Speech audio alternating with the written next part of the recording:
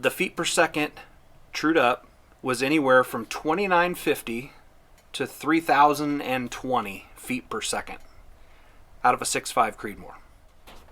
Hey guys, Joel here, PRN.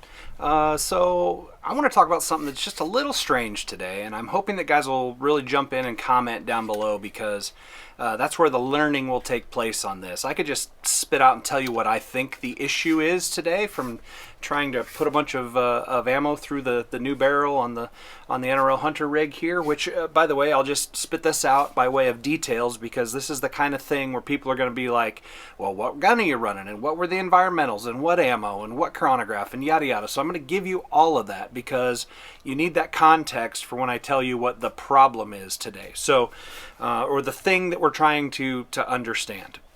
So we've got KRG Bravo, Tika T3X, we've got Proof Carbon 6.5 Creedmoor. It is 26-inch length. I've got the EC tuner brake up on the front, Atlas Cal bipod, or just the Atlas bipod.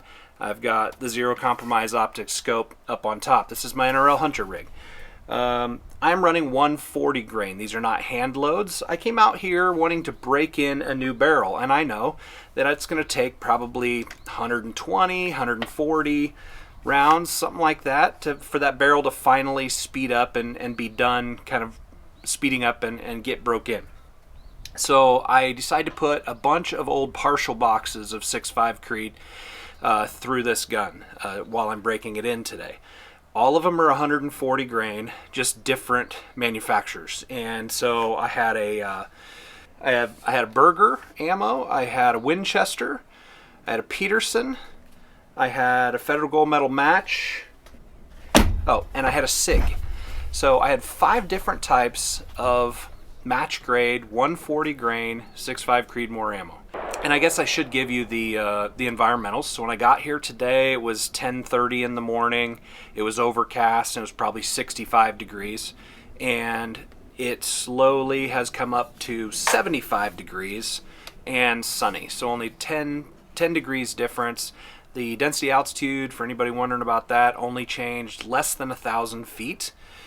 Which usually equates to, like during a match, it'll do that, and that usually only equates to a couple of tenths of difference in my drop data, if that.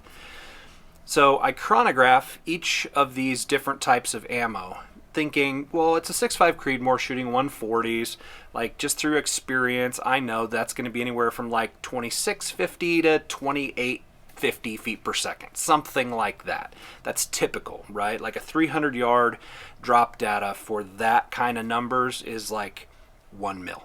That's typically how that works out, shakes out. So I chronograph each of these, and sure enough, they're anywhere from like 2650 to 2777 being the highest. And the Berger was an extreme spread of 10 feet per second. I'm only telling you that specific one because just it confirms that all 5 of these different types of ammo did the same thing. Even though the extreme spreads were worse on the other ammos, it also did this with the one that performed the best in terms of extreme spreads feet per second wise today. And so what happened is, I confirm, I get my 0 on paper, yada yada. So after I'm 0'd at 100, I go out to 400 yards immediately just to see where it's hitting. And then I true up my drop data. I want it to be hitting exactly where I want, waterline across that 400 yard target.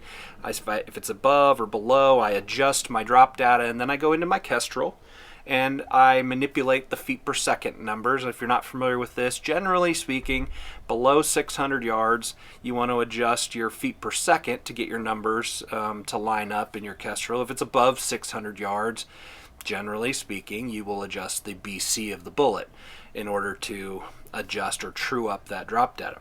So at 400 yards, after truing at 400 yards with all 5 of these different types of ammo, the feet per second trued up was anywhere from 2950 to 3020 feet per second out of a 6.5 Creedmoor. And that would just leave people scratching their heads all day long. And no pressure signs, guys. I checked for primer flow. I checked for, ejector swipe marks, any kind of sticky bolt lift. any of that kind of stuff, the normal pressure signs that you run into. I had none of that.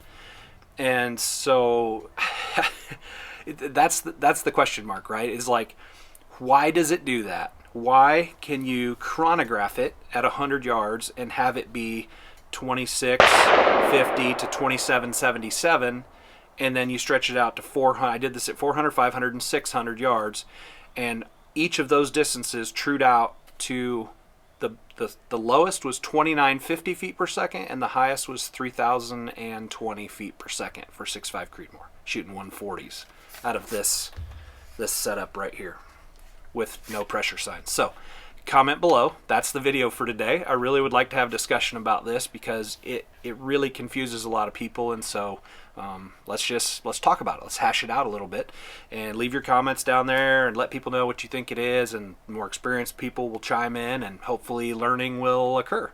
And yeah, that's all I got. Thanks for watching today, guys. Hit that subscribe button. Stay tuned for more great videos from Precision Rifle Network.